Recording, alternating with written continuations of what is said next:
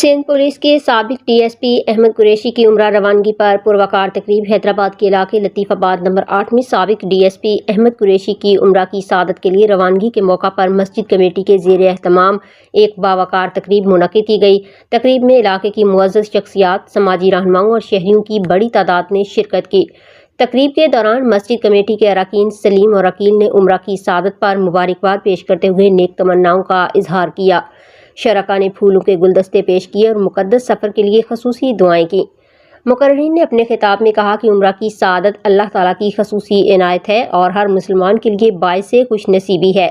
انہوں نے دعا کی کہ اللہ تعالیٰ سفر کو بخیر و عافیت مکمل فرمائے، عمرہ کی ادائیگی قبول کرے اور صحت و سلامتی کے ساتھ وطن واپسی نصیب کرے۔